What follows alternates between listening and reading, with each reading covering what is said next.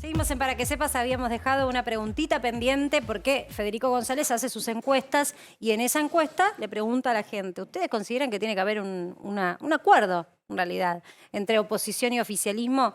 Y 6 de cada 10 te dijeron que sí. Ahora, yo te preguntaba si ese mismo público, cuando le preguntas si lo ve posible, si responden de la misma manera. Exactamente al revés. La mayoría piensa que eso no va a ocurrir y son muy pocos los que piensan lo contrario.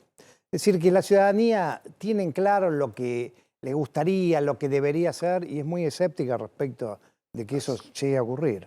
Y en el caso del acuerdo político, opina exactamente lo mismo. Después hicimos otras preguntas que iban en esa misma línea. Por ejemplo, si la convocatoria obedecía a oportunismo político o a un espíritu democrático genuino. La mayoría respondió que es oportunismo político. Y lo mismo que las razones por las cuales la oposición estaría negativa a asistir a ese acuerdo. Ahora, yo digo, ¿qué dirigencia política poco ambiciosa y poco creativa, ¿no? Porque si 6 de cada 4, ahí tenemos las Sí. franjas, se las puede ver, si 6 de cada 4 te dicen que sí, tendría que haber un acuerdo político, creo que debería haber un acuerdo político, eso le está dando un consenso Eso que es no tiene mayoría, nadie, obvio. ¿no? Hoy no tiene nadie un consenso del 62,2%. Ahora, después la propia dirigencia política se encarga de demostrar que no quiere eso, porque una semana después hay que hablar con el que piensa distinto, terminás acusándolo de ser el culpable de todos tus males. Entonces, y aparte la propia población dice, bueno, pero lo dicen porque Bueno, son pero manipuladores. Eddie, los dicen por acuerdos decir. generalmente tienen que partir de los gobiernos más que de la oposición, ¿no? Sí, Tiene que haber gestos de los gobiernos para realmente... pero además esas convocatorias de parte de los gobiernos tienen que ser muy claras, muy enfáticas y muy adecuadas al contexto. Si el contexto es que hace 2 días acusé a la oposición de que son los generadores de odio, si quiero llamar al acuerdo, me parece lo mínimo es que hay que hacer alusión a que más allá de todo lo que nos dijimos, vamos a construir de acá para adelante. Esa es nuestra invitación. ¿Y tu percepción de la política actual? Yo veía el otro día, son trascendidos, ¿no? Uno ve esas noticias que se replican y confía en lo que lee y en las fuentes que tendrán los periodistas. Tuvo mucha repercusión en la última semana una nota donde hacían alusión a que Máximo Kirchner convoca intendentes, llamativamente no al gobernador de la provincia de Buenos Aires. Y en esa reunión los increpa y les dice, si seguimos así perdemos las elecciones. ¿Vos pensás que el peronismo piensa que las pierde? Yo creo que muchos sí, quizás la mayoría.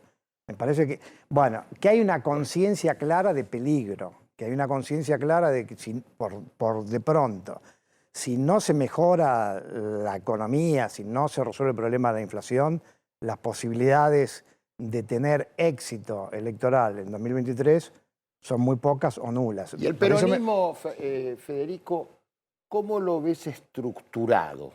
Digo, están los que quieren la unidad a toda costa, frente de todos. Está el peronismo llamado más ortodoxo, más abierto, que está en disidencia con el kirchnerismo, más otras cuestiones que se puedan dar. ¿Vos visualizás personificaciones de lo que pueden ser estas vías que te estoy... Sí, bueno, yo creo que, por un lado, Cristina, más allá de que, de acuerdo a nuestros números, no tiene un caudal importante, es claramente la que tiene mayor intención de voto y es el líder y referente del espacio. Y en segundo lugar está Sergio Massa. Lo que pasa es que el problema de Sergio Massa es que está condicionado al éxito o fracaso de su gestión. Mansur, alguno de esos... placa, Mansur, ¿vos no lo ves? No lo veo. Los referentes políticos, cada uno de los referentes políticos, como en unas pelotitas. Ahí están. Ahí veíamos recién, allá los tenés. Vos fíjate, intención de voto a presidente 2023 por candidato. Si las elecciones de 2023 fueran hoy y los candidatos fueran estos, ¿a quién votaría? Cristina Kirchner, 16,5, encabeza a nivel personal.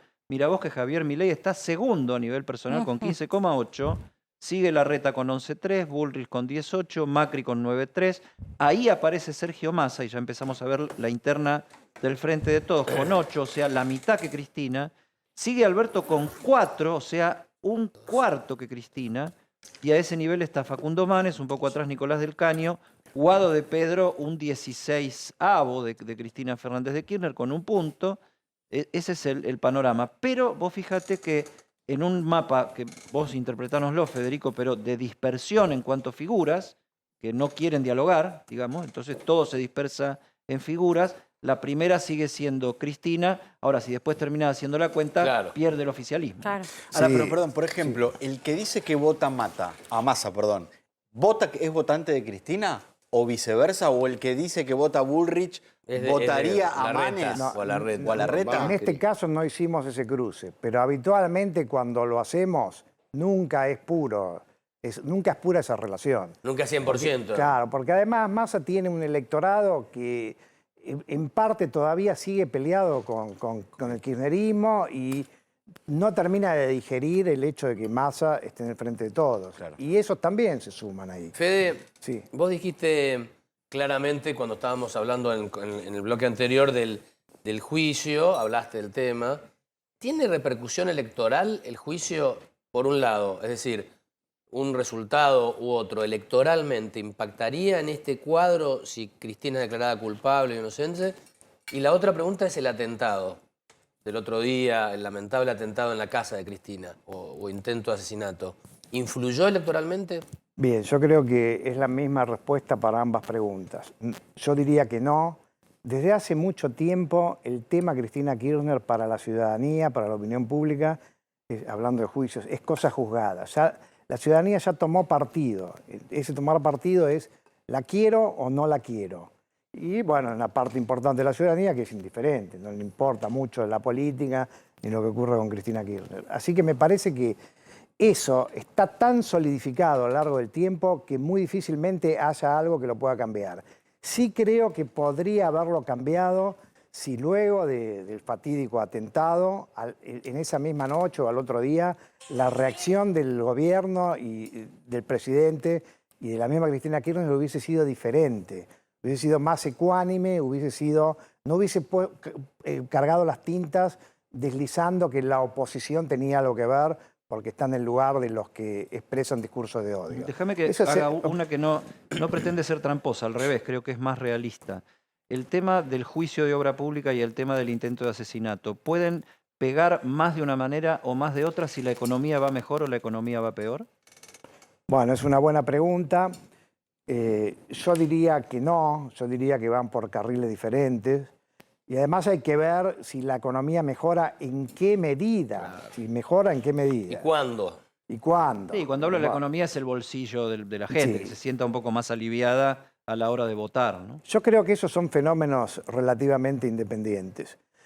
Por supuesto, a veces se señala una contradicción, como por ejemplo cuando Cristina Kirchner ganó con el 54%, que se decía, bueno, pero al final, porque había mucho antikirchnerismo en esa época inclusive, pero ¿cómo es que ganó con el 54%? Y entonces, una de las respuestas típicas es que la gente vota con el bolsillo. En ese momento, el país económicamente estaba bastante mejor que ahora, por lo menos al principio, antes del 2011. Ahora, a mí me parece que eso es una exageración. Para las personas, la economía es algo muy importante, lo cual no quiere decir que no atiendan otros factores. Entonces yo creo que... Te lo planteo evocando el 95, la reelección de Menem, ¿no? Que Menem estaba en el pico de denuncias de corrupción a la hora de presentarse, tal es así que se había generado una fórmula en las denuncias contra la corrupción con Chacho Álvarez y Pilo Bordón, candidato a presidente, que fueron una interna y así quedó armada la fórmula. Al revés, Bordón Álvarez quedó armada. Menem ganó por mucho margen y ya en aquel momento le dedicó su triunfo a sus principales rivales, que eran los medios de comunicación, según lo definió él. Pero era corrupción versus marcha de la economía. Y la marcha de la economía era positiva. Estabas en el auge Claro. de la convertibilidad y el éxito Sí, económico argentino. con también una gran parte de la población endeudada. Y ellos jugando muy bien el eslogan principal, si hay segunda vuelta, hay caos. Muy inteligente. El fue la voto cuota. reacción. Yo quiero preguntarte dos cosas. La primera que te quiero preguntar es por qué no contemplaste en tus preguntas, te lo preguntaba Campo, en la figura de Mansur. Yo te lo pregunto, hay una liga de gobernadores, o sea, hay Eso, una intención de eso. gobernador peronista del Sí. interior que también tiene ganas de jugar. ¿Por qué no le diste una entidad en la encuesta a ninguno? Bueno, había una pregunta anterior donde preguntábamos por espacio político y el espacio político estaba como peronistas, no kirchneristas. Ahora, bueno, no sé si para la gente Mansur es un peronista no kirchnerista, no sé. Y daba un 3%. Entonces, en realidad la respuesta es bastante trivial. No preguntamos por otros candidatos por una cuestión de que no podés poner tantas opciones porque ya no Y la mareás a- segunda y la última que te pregunto Sí. tiene que ver con las PASO, cuya discusión ahora el oficialismo, no, digamos, no rechaza. Primero sí, Mansur rechazó que se estuviese estudiando eliminar las PASO, pero después, por ejemplo, Axel Kicillof dijo, no es competencia de la provincia, pero si se está dando esa discusión, que se dé. Palabras más, palabras menos, para sintetizarlo.